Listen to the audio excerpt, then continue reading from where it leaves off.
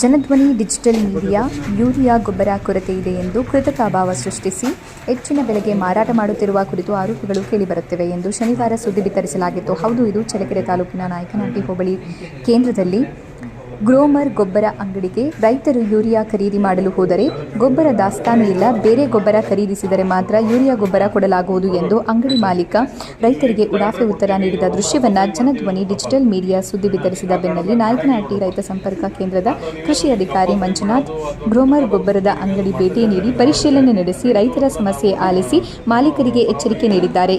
ಇದು Janadhwani digital media ವರದಿ ಶ್ರುತಿ ಫಲವಾಗಿದೆ.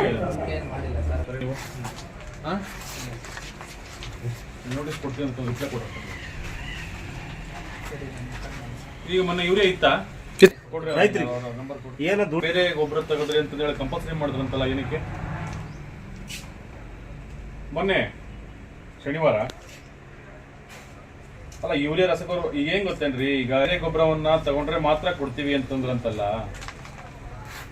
ನೋಡ್ರಿ, ಯೂರಿಯಾ ನಿಮ್ಮಲ್ಲಿ ಇದ್ರೆ ತಕ್ಷಣ ನೀವು ರೈತರು ಕೇಳಿದ ತಕ್ಷಣ ಕೊಡ್ಬೇಕು. ಯಾವ ಕಾರಣಕ್ಕೂ ಕೂಡ ನೀವು ಆ ಗೊಬ್ಬರ ತಗೊಂಡ್ರೆ ಈ ಗೊಬ್ಬರ ತಗೊಂಡ್ರೆ ಕೊಡ್ತೀವಿ ಕಂಪಲ್ಸರಿ ಮಾಡ್ಬೇಡ್ರಿ. ಯಾಕೆಂತಂದ್ರೆ ನಮ್ಮಲ್ಲಿ ರೈತರು ಇರ್ತಕ್ಕಂಥವ್ರು ನೋಡ್ರಿ, ಮಳೆ ಹಸಿ ಸಿಕ್ಕಿಲ್ಲ, ಹಸಿ ಸಿಕ್ಕಿದಾಗ ಗೊಬ್ಬರ ಹಾಕ್ತಾರೆ.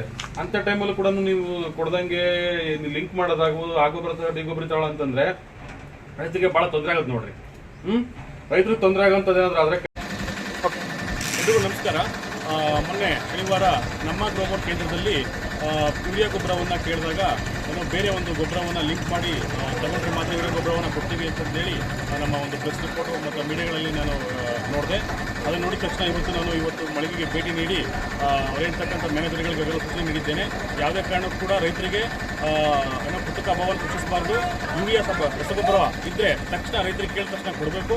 ಯಾವುದೇ ಕಾರಣಕ್ಕೂ ಕೂಡ ಇಟ್ಕೊಂಡು ಇಲ್ಲದೆ ಇರ್ತಕ್ಕಂಥದ್ದನ್ನು ಸಬೂಬನ್ನು ಹೇಳಬಾರ್ದು. ಕೃತಕ ಅಭಾವವನ್ನು ಸೃಷ್ಟಿ ಮಾಡಿದ್ದಲ್ಲಿ ನಾವು ಶೋಕಾಸ್ ನೋಟಿಸನ್ನು ನೀಡಿ ಅವರ ಪರವಾನಗಿಯನ್ನು ಕ್ಯಾನ್ಸಲ್ ಮಾಡಲಿಕ್ಕೆ ಮೇಲಧಿಕಾರಿಗಳಿಗೆ ಶಿಫಾರಸು ಪತ್ರಗಳನ್ನು ಕೂಡ ನಾವು ಬರ್ತೀವಿ ಅಂತ ಹೇಳಿದ್ದೇನೆ.